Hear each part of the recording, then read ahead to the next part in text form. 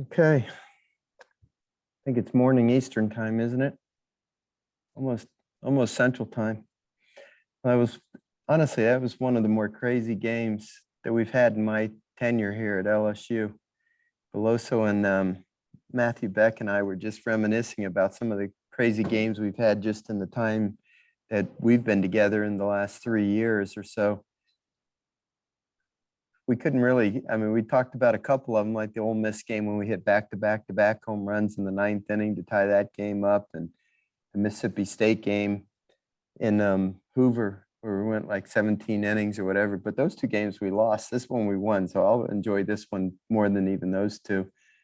It was crazy. A lot of things to be concerned about tonight, obviously, but we'll rehash it all later. Right now, I'm just really proud of the guys that just never say die attitude and just kept battling right to the end several times. We were very fortunate that we didn't lose it in regulation, and then we had a chance to win it in extra innings. We had an opportunity and we didn't finish a rally, and then we almost lost it in extra innings a couple of times, I think, and ended up tying it, and then obviously we ended up winning in the end. But the guys are in there hooting and howling in the locker room. They're pretty excited. Those kind of wins do a lot for a team morale. So we'll just enjoy the fact that we won this ball game the way we did and analyze it a little bit later. I'll do my best to analyze by answering your questions right now, but my mind's a little bit numb right now. Coach David from Rivals, is this what you imagined with Cade, having protection at the top of the order, allowing him to see better pitches and protection behind him, and allowing him to just kind of explode and develop at the plate? Cade Doughty? Yes, sir. Yeah, well, obviously he hit a couple big home runs tonight. Putting a lineup together is one of the tasks that the head coach has, and obviously Dylan Cruz is a guy that's got a lot of power. And usually a guy like that usually hits in the middle of the order, but the Houston Astros showed that, you can put a guy at the top of the order and it can be a real asset for your team. DJ LeMahieu a couple of years ago when they played a full season, hit 25 home runs at a leadoff spot with the Yankees. And I've always liked having a guy that could hit the ball with authority in the leadoff spot. So if you get a guy like him and a guy like Morgan that set the table for a guy like Doughty, and he hits in the clutch, and we got to get Veloso going. I'm hoping that triple that he hit tonight really will spark him and get him going. Because he's been struggling this early part of the season. Once we get him going, and Gavin Dugas, got a big home run there. I like that top 5 spots in our order the way it is. I think there's protection for Cade Doughty behind him, and there's table setters ahead of him, and he's a very clutch hitter. So I think it's going to work. We just need to get a little bit more consistent, get everybody on a roll. Coach, yeah, one more question, and I had to look it up. The thought process after Ty Floyd comes in, strikes out the side, and then gives up the leadoff batter. The thought process to pull him out, what was that about? Well, I wanted to get Alex. Alex Brady's been really good for us, and then they had the left-handed hitter coming up, and Ty Floyd threw a great inning, but there's some thought to limiting how much he does and letting him continue to build and gain confidence and not try to extend him too much. With young kids, you don't want to leave them out there until they fail. You want them to keep feeling good about what they're doing. And Alex Brady's been pitching good baseball for us. And I thought, it was a change of pace.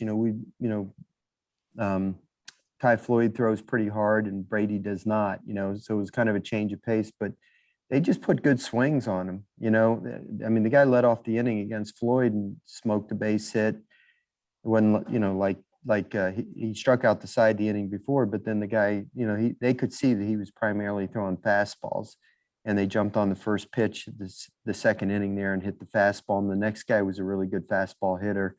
And I thought, maybe, change of pace with the off-speed stuff might help, but it didn't work, and then we just, ran a series of guys out there and they were just on everybody. So I know I made a lot of pitching changes there, but we got a lot of guys and we got to run them out there and see who we can count on. I actually like the way Michael Fowler threw the ball. He got an opportunity and I thought he did well. Obviously, I thought Fontenot threw the best he's thrown all year. That was the Devin Fontenot of old. He was really competing out there and letting it rip more so than he has all year. So, sometimes you find out some good in tough situations, and sometimes you find out some other things that you don't necessarily want to see. I'll have to go back again and analyze it all with Alan and see where we are with everybody. Yeah, Paul. You always said that you always say that you never can have enough pitching. Well, who'd you have left tonight? I mean, in there. I mean, it seemed like you tomorrow we better hope that AJ Labus can give us some length as a starter. But we held a couple of guys back. Javen Coleman didn't pitch. Theo Millis didn't pitch. Trying to think who else we have for tomorrow. Not a lot of guys. It's gonna be a challenge tomorrow, but it will be for them as well. They had to use a lot of guys.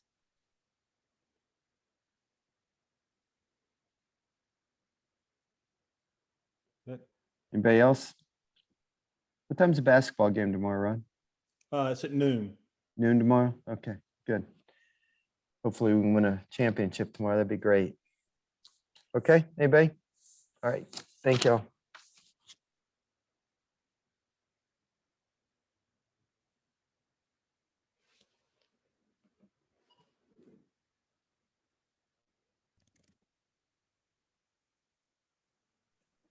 All right, y'all can start with questions for Jordan.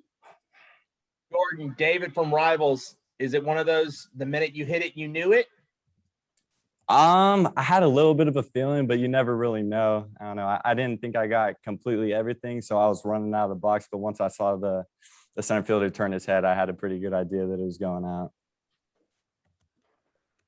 You ever got to experience the walk-off feeling before? I hit one walk-off home run in high school, but it does not compare at all to what I felt right now. So yeah, it was a really great feeling. Hey Jordan, yeah, there's been some really special, game enders in this building, and I mean, just what does it mean to you to be able to kind of, I guess, contribute to that kind of a legacy here, to have, such a big hit in such a clutch moment early in your career. Yeah, I mean, I don't even know what to really say about it. I'm still trying to process that really happened. It just all happened so fast. So I mean, I'm just happy that we were able to get the win right there. There were a lot of guys that put us in positions to keep the game going so we could stay in it. So just for me to be able to come up in that situation was huge. And I mean, I just tried to put a good swing on the ball and they went out. So it was awesome. Hey Jordan, Jared here with the Reveille. What kind of confidence does this kind of win give you going into SEC play next weekend and as soon as tomorrow to finish off this series? I mean, honestly, I think it's huge. I mean, we're resilient, we're not going to back down to anything. They knock us down, but we're going to stand right back up. So, I mean, it's really huge for our team. I think we're just going to continue to build on it. It's just going to make us even better as we keep going. I mean, Jordan, you say you're resilient there, but did it ever feel like, Gavin was in a full count with 2 outs. Did it ever at any point actually feel like, okay, we might not get this one? No, not at all. Actually, I don't think anyone in the dugout felt that way. I mean, as long as we're still breathing, as long as that last out isn't made, I mean, we always have a chance. When Gavin came up and he had 2 strikes on him, and I mean, I was most confident in him. I knew he was about to do something. In my head before that pitch was thrown, I was thinking he's about to hit a home run right here. He's about to hit a home run right here, and then he hit the ball, and it was just crazy,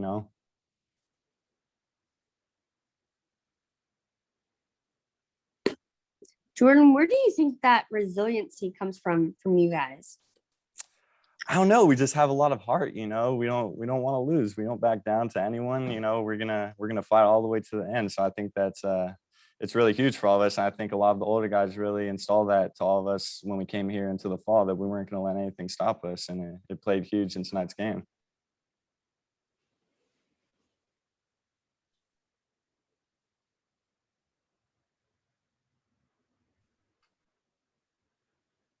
Any more questions for Jordan?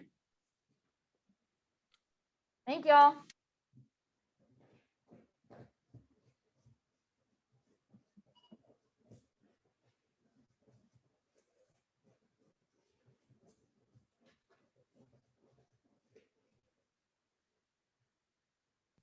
All right, y'all can start with questions for Cade. Hey, Cade, so obviously you come in clutch with, two big 3-run home runs. I mean, just what is it about your hitting that, it seems like you're always picking up hits at the clutch moments for you guys? I mean, just how rewarding is that as to be kind of the, guy that you guys can really count on in those moments? Yeah, I mean, I'm just really seeing the ball well right now. I'm just really thankful to be able to contribute to the team the way I'm doing right now. I think, just getting good pitches to hit and, not missing them is a big part of my game right now. And I'm feeling really confident. So I'm just glad to, be out there and, contributing.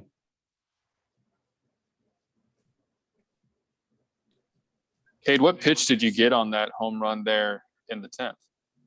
I got a fastball, maybe a little low, but I mean, just kind of a cookie, to be honest.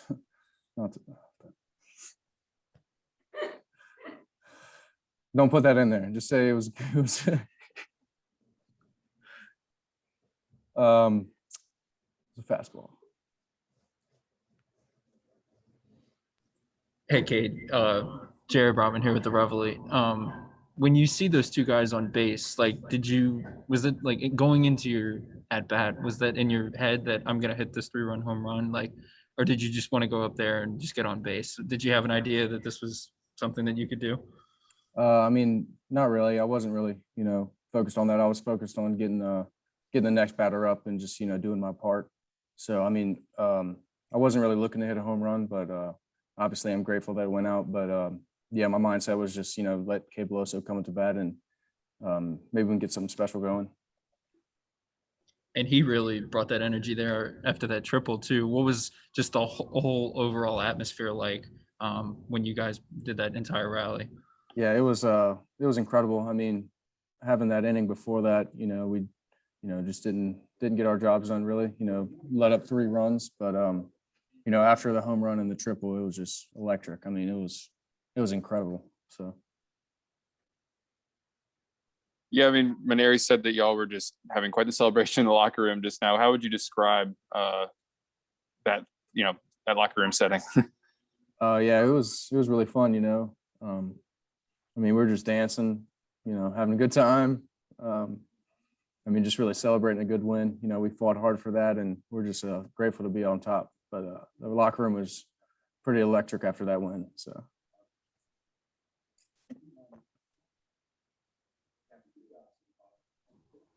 Hey, what is a game like this and winning the way that y'all did tonight? What does it do for you guys as a team moving forward? Yeah, I mean, it's a great feeling, of course, to come out with the win after using all of our guys pitching.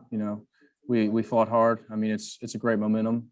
It's great momentum for tomorrow. Obviously, we're going to come tomorrow and not worry about what we did today. We're just going to focus and, hopefully come away with the win. But I think the momentum is definitely going to be huge for us tomorrow. Is this one of the craziest games that you've been a part of in your career? Yeah, that was definitely the craziest game.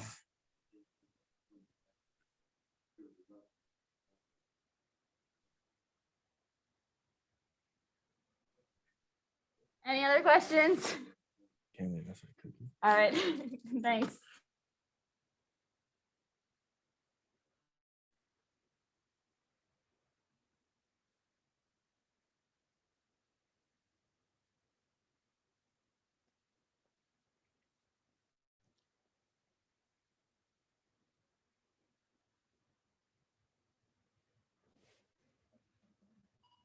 All right, y'all can start with questions for Landon.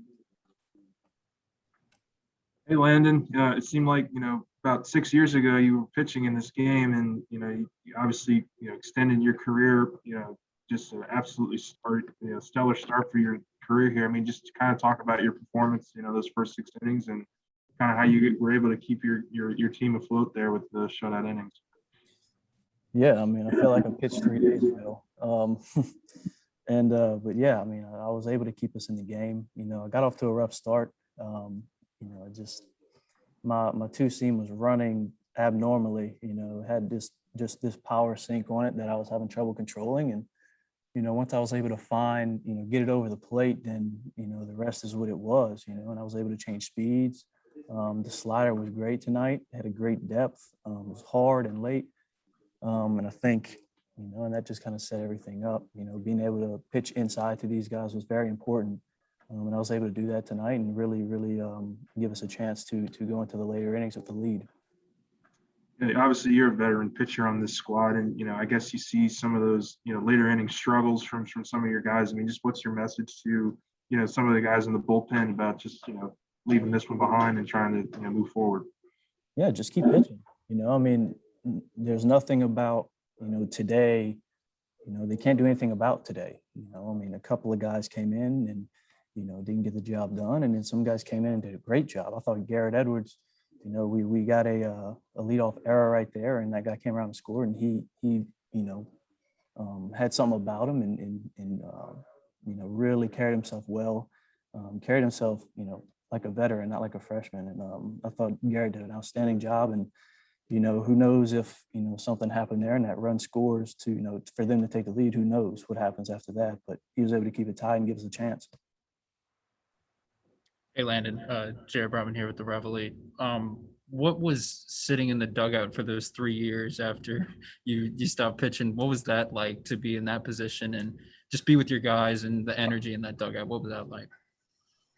God, it was, you know, up and down. You know, you come out with a lead and you go back in the training room, and I was doing my recovery stuff, and I came back out, and you know, Ty just threw a great 7th inning and comes back out, and then it seems like everything, you know, found a hole, you know, and you got a smile on your face, and then you're like, oh geez, what's going on here? And then, you know, he ties the game in the 9th, and then, you know, everything goes, and then it's just up and down, up and down, up and down. Get a couple of clutch homers, and you know, just keep coming back. The resiliency of this team is outstanding, and the atmosphere was electric, and I loved every minute of it. Landon, not only do y'all play at 1 o'clock tomorrow, but also we lose an hour of sleep because of daylight savings time. So kind of what's the next, I guess, 12 hours look like? Get to sleep. I mean, that's the first thing. And then, you know, come to the ballpark, and, you know, we've done it before. I mean, I remember my freshman year in the SEC tournament. We had, I think, a 16 or 18 in a game against Mississippi State, and that game went on till about 1 a.m., 2 o'clock. And we had to come out. We had to play Auburn at 10 o'clock that next morning. You know, not a lot of the same guys are on the team that was, but you know, and I'll have to be, you know, that voice to let them know that, hey, you know, just come out and you know, give it everything you got. You know, there's not much to you know, talk about there. You know, these guys know that tomorrow's an important game. You know, you either go 2-1 or you go 3-0. You know, so. And that's a big spot in how good the SEC West is right now.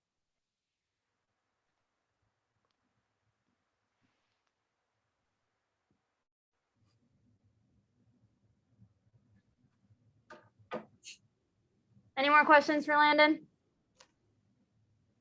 Landon, how was it to see Devin be the Devin that we're all accustomed to seeing?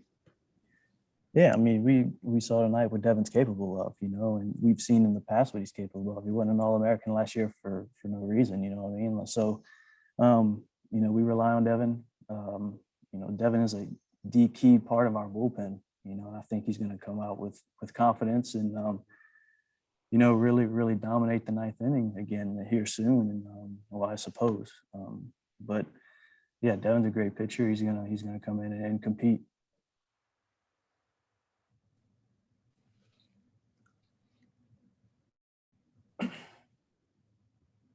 Is that all? Thank y'all.